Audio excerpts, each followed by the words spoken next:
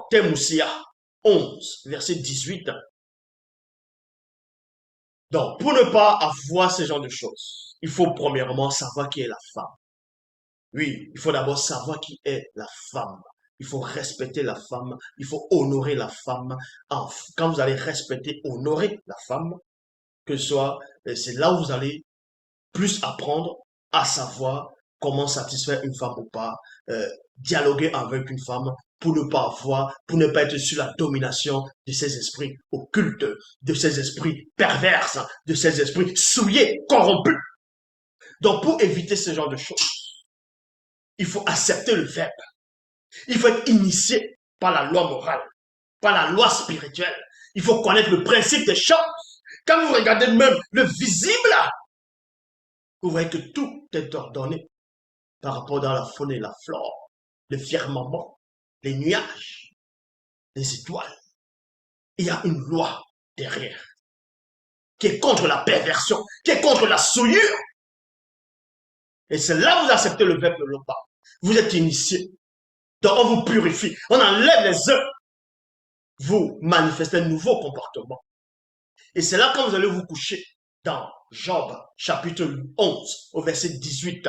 Dans la Bible, il est dit ici, tu te coucheras sans qu'aucun démon de la pollution, c'est-à-dire rêve sexuel, ne te trouble, virgule, et plusieurs veilleurs caresseront spirituellement ton visage durant ton sommeil. Point. Non, le but premièrement dans un couple, c'est de connaître la femme, c'est de causer, c'est le dialogue, connaître qui est la femme, d'apprendre à respecter la femme.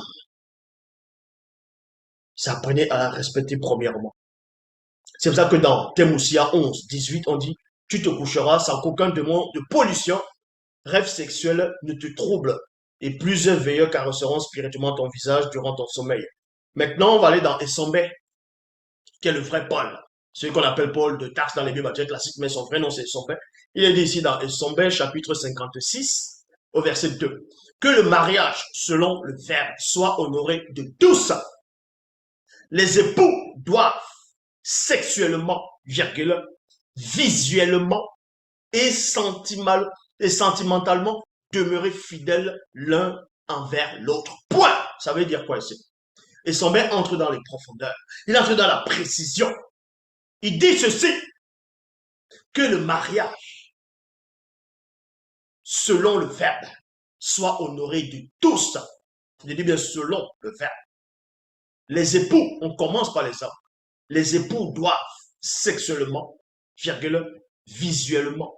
Ça veut dire quoi? Ça veut dire que si tu as ta femme, si tu as une femme, tu dois être fidèle sexuellement avec elle et visuellement et sentimentalement demeurer fidèles les uns l'un avec l'autre. Ça veut dire que quand tu as une femme et que tu dis que tu acceptes que, bon, tu as une femme tout simplement, pourquoi aller encore sur, que ce soit YouTube, Facebook, aller télécharger les images des autres femmes ou aller s'abonner sur la chaîne d'une femme qui montre ses formes, qui se maquille, parce que visuellement, cette femme-là te plaît. Et quand tu regardes son visage, quand tu regardes ses formes, ça te plaît, tu ressens un désir, donc tu es déjà infidèle. En ce moment, tu es déjà infidèle. Tu es déjà infidèle. C'est ce que Essombé dit ici. Que le mariage selon le verbe soit honoré de tous. Les époux doivent sexuellement, virgule, visuellement et sentimentalement demeurer fidèles l'un avec l'autre. Lors de vos rapports sexuels, virgule, n'ouvrez pas la porte de la pollution qui donne accès aux pratiques souillées. Qui donne accès aux pratiques souillées des Ibanda Modima Modima Bobi, c'est-à-dire les satires, les démons en forme de bouc. Et celle des Menguma Madiba Sirène des Oka, Modima Bekor qui se dit châtira les impudiques et les adultères. Il y a point ici.